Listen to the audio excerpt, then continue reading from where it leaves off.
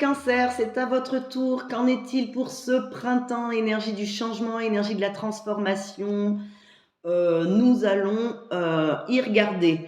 Petit rappel, pour l'automne, nous avions travaillé sur le fait de faire des choix, d'accord, de croire aux choix que l'on faisait, hein, donc émotionnellement, d'y croire et d'y mettre cette énergie, d'accord.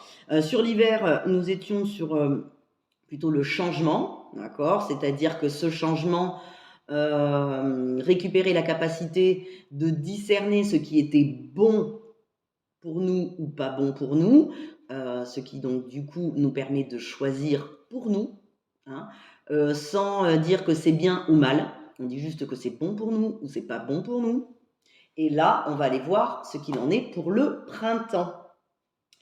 Allez, je demande l'autorisation de procéder au transfert de l'énergie du cancer sur moi-même et l'autorisation. Si oui, par changeant de indicateur entre moi. Ok. Je suis Adeline, c'est non, je suis l'énergie des cancers, c'est oui. Eh bien, voyons voir. Maître du cœur, cœur, estomac, pour échaffeur, intestin, grêle, vessie, rein, rate, poumon, foie, vésicule biliaire, gros intestin, foie. Ça nous parle à nouveau de changement. Alors, changement, qui dit changement, dit transformation. Ça tombe bien, on est sur le printemps. Hein. On ne change pas.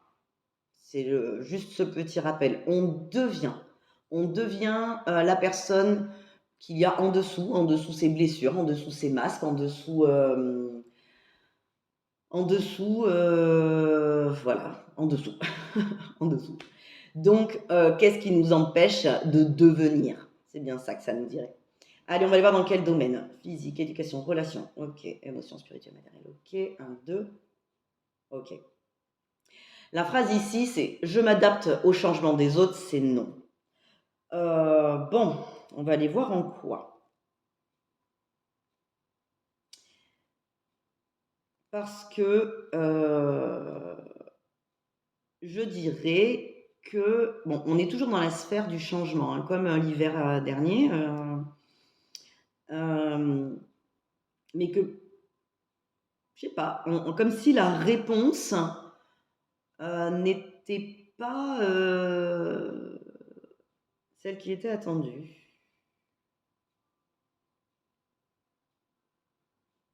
De toute façon, si on évolue, les autres évoluent, hein, donc la réponse est forcément différente. Hein.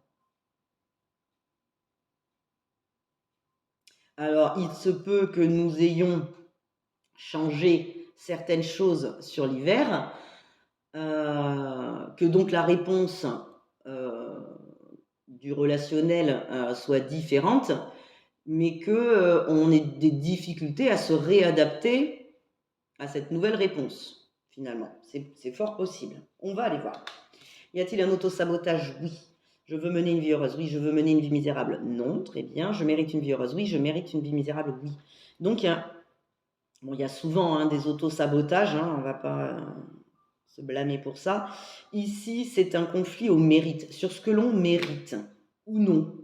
Alors, ça pourrait nous dire, en hiver, j'ai planté les graines du changement en fonction de ce qui était bon pour moi, mais est-ce que je mérite de rester souple face à ce relationnel? On va voir. Maître du cœur, cœur, estomac, pour réchauffeur, intestin, grêle, vessie, rein, rate, poumon, voie, vésicule biliaire, gros intestin.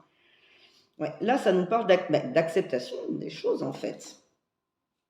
Ah, est-ce qu'on accepte ce qu'on a semé? On va aller voir. Allez, acceptation des choses et lâcher prise. Lâcher prise ici. Allez, de 1 à 10, 10 à 20, 10, 11, 12, 13, 14. 14. Ok. Il y en a 7. 1, 2, 3, 4, 5, 6, 7. Je voudrais faire la paix avec ma famille, mais je n'y parviens pas. Bon, on est à nouveau sur le relationnel. Il me semble que nous avons déjà eu, je vérifie, mais quand j'ai relevé les informations avant de commencer, c'était déjà ce que nous avions. Et oui, on avait déjà ça en hiver, c'est le même auto-sabotage. J'ai l'impression qu'ici, ça a l'air d'être compliqué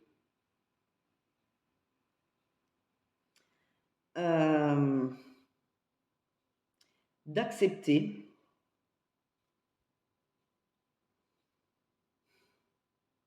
que l'on mérite peut-être une vie différente que celle qui était attendue peut-être par la famille.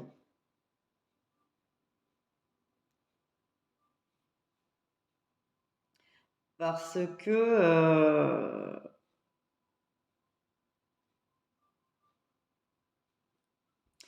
là, c'est comme si on voulait finalement, avec ce qui apparaît en prenant en considération donc la micro-séance de l'hiver, je pense on a été prêt à procéder à certains changements qui nous faisaient du bien à nous, mais que là, ce qui apparaît, c'est comme si on voulait le beurre, l'argent du beurre et la crémière, en fait. C'est-à-dire que ces choix-là que j'ai appliqués donc au mois de décembre sont les bons pour moi, mais je veux garder aussi un peu ma vie d'avant. C'est comme s'il y avait ce double truc. Alors cette vie d'avant qui nécessitait d'être changée, puisque du coup, c'était ça qui était apparu.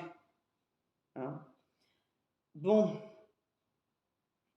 ici, ce qu'il est à comprendre surtout, c'est que en remettant simplement les choses à plat, je veux mener une vie misérable, oui. Pourquoi? Parce que je veux encore faire la paix. Alors la paix, oui, avec les attentes, avec je ne sais pas, d'accord? Je suis encore tournée vers peut-être les validations ou les approbations, d'accord, de ma famille, et je ne les ai pas. Donc je ne dois pas mériter finalement, enfin si, je mérite une vie heureuse, oui, mais je mérite aussi c'est une vie misérable, quoi. Si je suis toujours dans l'attente d'approbation des autres ou de la paix des autres, en sachant que, j'ai dû le dire à mon avis, chacun son combat.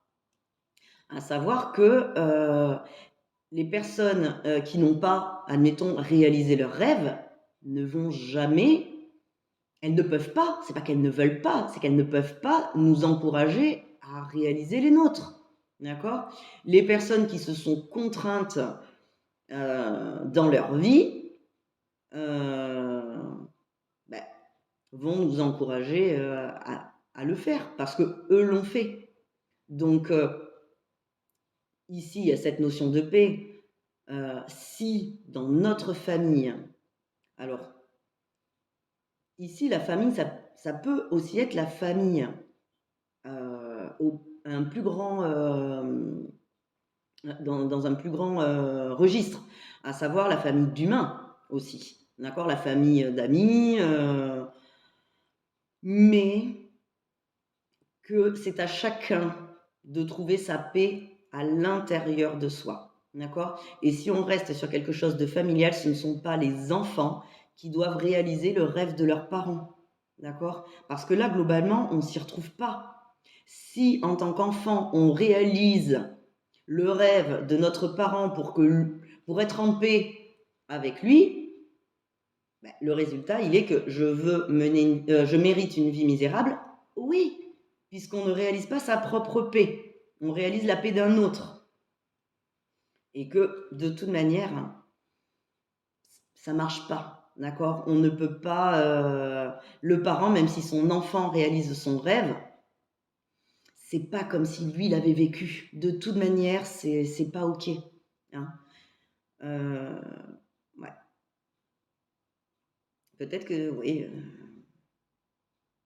je comprends pas pourquoi c'est 2 fois de suite. Ça a l'air d'être important, ça a l'air d'être une programmation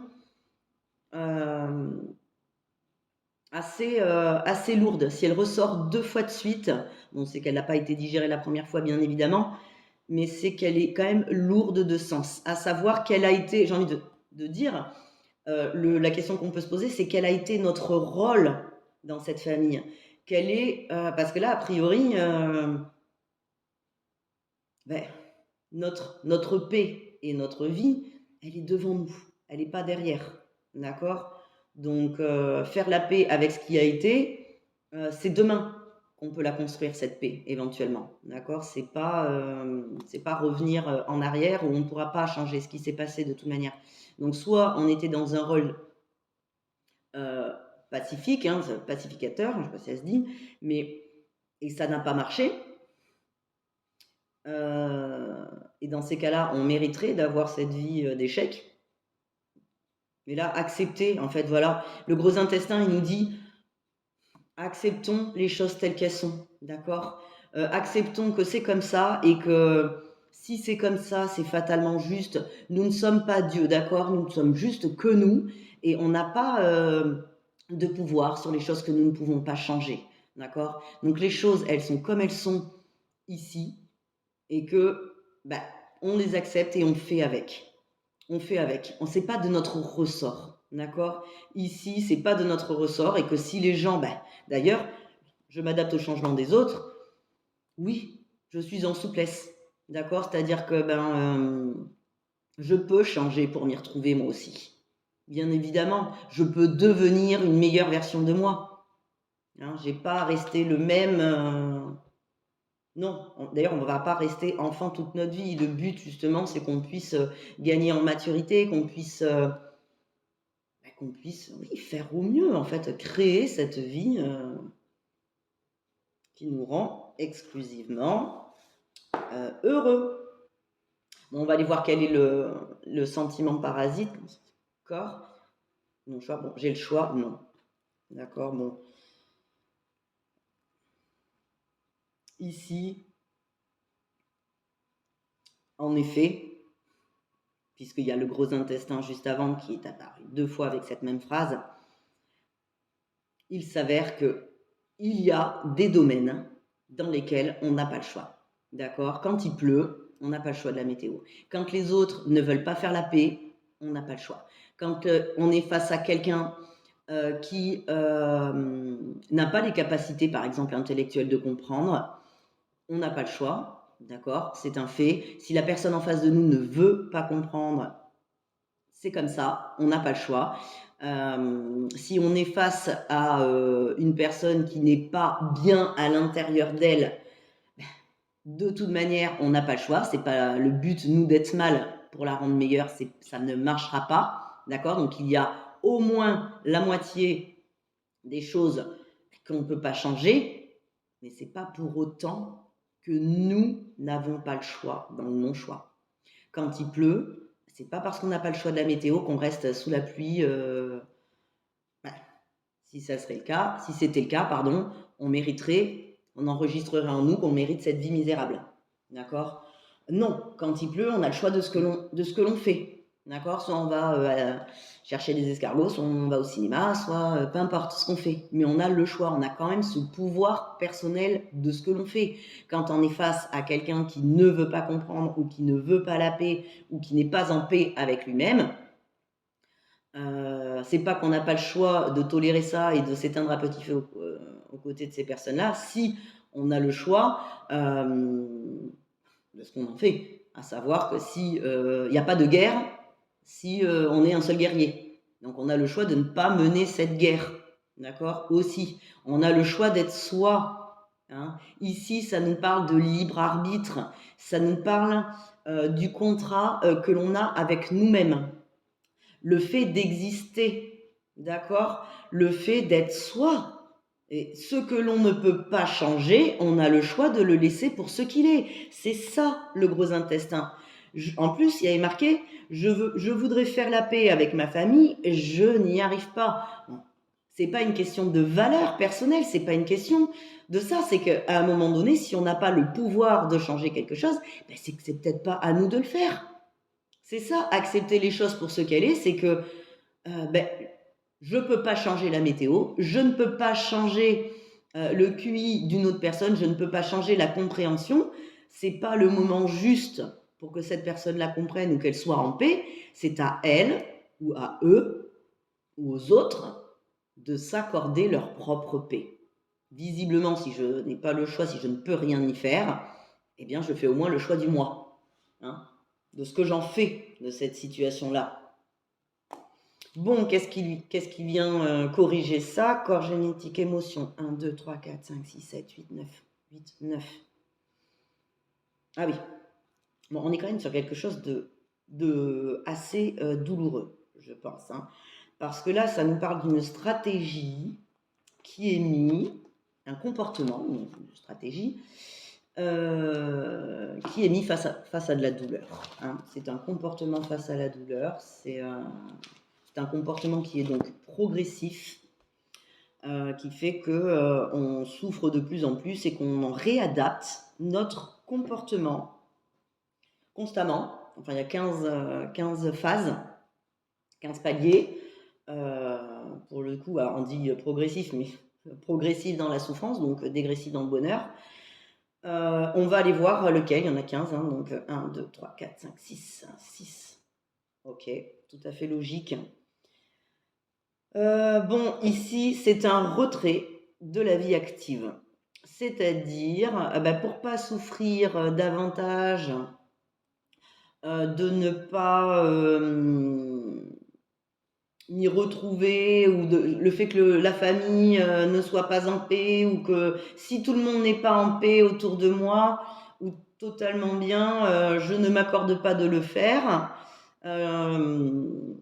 Et là, on est arrivé à un stade, donc 6 sur 15, hein, donc voilà, qui nous dit, je vais me retirer moi-même de la vie créative et active. Je vais donc m'isoler. Ici, ça nous parle du fait de supporter la vie plutôt que vraiment la vivre. Ça nous parle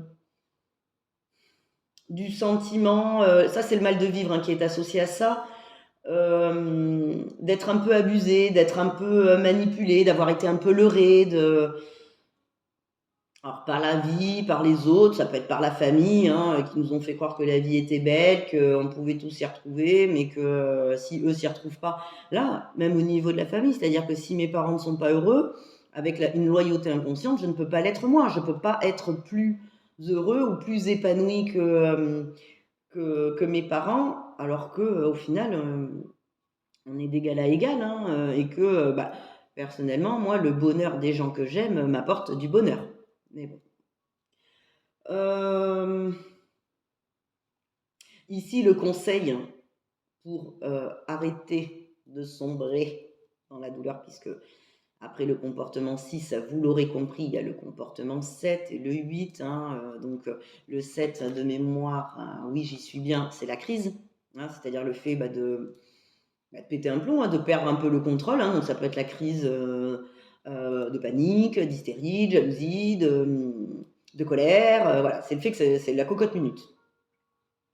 Donc on n'a pas besoin d'en arriver jusque-là, parce que de toute manière, ça n'ira pas nourrir la paix familiale, donc autant se l'octroyer plutôt que de péter une durite. Ici, le conseil, c'est se reconnecter progressivement à ce qui fait du bien pour nous. C'est-à-dire qu'au lieu de subir la vie, ça va être de se concentrer sur les événements ou les personnes, puisque là ça nous parle de famille, ça nous parle de changement des autres, qui nous font du bien en fait. Donc prendre du plaisir dans ce que je fais et avec qui je suis pour ne plus subir. Parce qu'ici j'ai l'impression qu'on subit tellement qu'en fait on se met en retrait. Hein, retrait de la vie créative et active.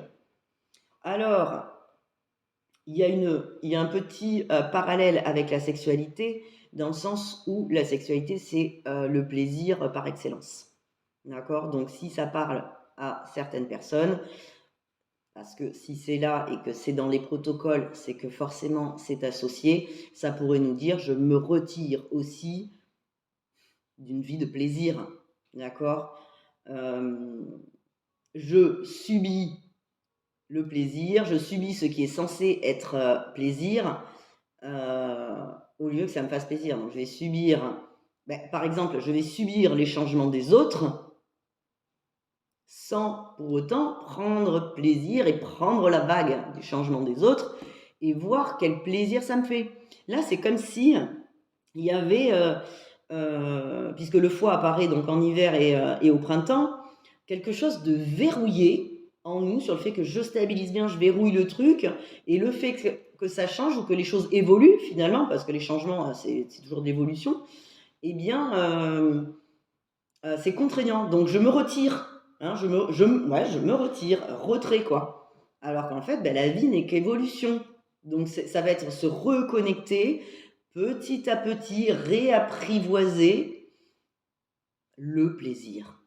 Réapprivoiser le plaisir de côtoyer certaines personnes, réapprivoiser le plaisir de modifier des choses, accueillir le changement des autres comme étant une bonne chose aussi, puisque rien n'est que mauvais, au contraire, et que, en fait, j'ai envie de dire ici, elle est là, la surprise. La vie, c'est ça, la vie n'est que surprise, la vie est émerveillement, et que si les autres deviennent, et ils deviendront toujours, en fait, les choses changent toujours.